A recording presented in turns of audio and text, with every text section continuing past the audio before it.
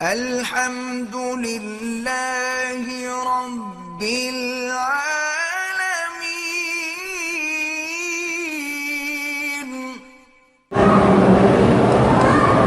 کہتے جی کہ اگر کافر دوست ہے یا ہندو، اس کو اگر زمزم کا پانی دے کوئی بات نہیں۔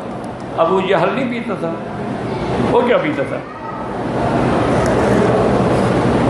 بالکل پی سکتے ہیں، بلکہ آپ اسی نیت سے دیں گے یا اللہ تیرے نبی کی حدیث مبارک ہے ماء زمزم لما شرب لہ، جس غرض کے لیے زمزم پیا جائے آپ اس کو اسلام نصیب کرتے ہیں۔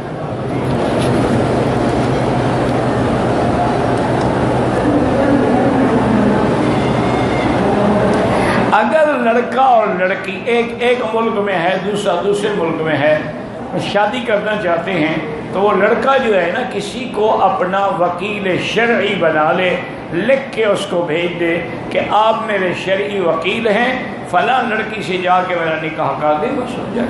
باقی ٹیلی فون پہ اعتراض ہے علماء کو۔ اب سنا ہے کہ جدید علماء کرام بحث کر رہے ہیں کہ ٹیلی فون پہ بھی اگر نکاح ہو جاتا، لیکن بہرحال ابھی تک تو کوئی فتویٰ نہیں آیا نا۔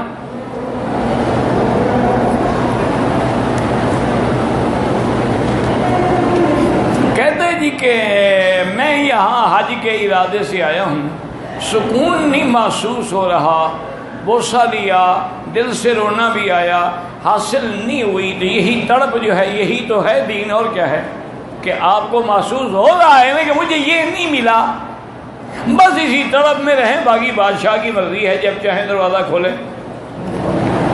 اور سکون کے لیے قرآن ہے، الا بذکر اللہ تطمئن القلوب، اللہ کا ذکر کرتے رہیں، قرآن پڑھتے رہیں، درود پڑھتے رہیں، انشاءاللہ سکون بھی آ جائے گا۔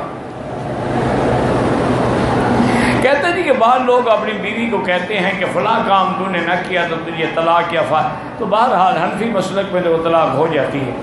بعض ائمہ فرماتے ہیں قسم ہے وہ قسم کا کفارہ دے دے، لیکن اصل بات وہی ہے کہ وہ طلاق ہو جاتی ہے۔ اگر ایام حیض میں میاں بیوی ملیں، توبہ بھی کریں، صدقہ و خیرات بھی کریں، انہوں نے بہت بڑا گناہ کیا ہے اور اللہ کے قرآن کی مخالفت کی ہے۔ یسألونک عن المحیض قل هو اذى فاعتزلوا النساء فی المحیض فلا تقربوهن حتى یطہرن۔ سوال کیا جاتا ہے حیض والی عورت کے بارے میں، اس کے قریب مت جاؤ جب تک کہ وہ پاک ہو کے بھی غسل کر لے۔ یہ نہیں کہ صرف حیض بند ہو جائے پھر بھی ملنا حرام ہے جب تک غسل نہ کرے۔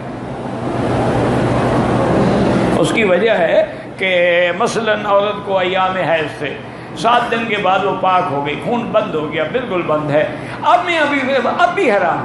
پہلے جب تک کیوں غسل کرنے کے بعد اس کے اندر اگر کوئی مادہ ہے تو نکل جاتا ہے، خود بخود گر جاتا ہے۔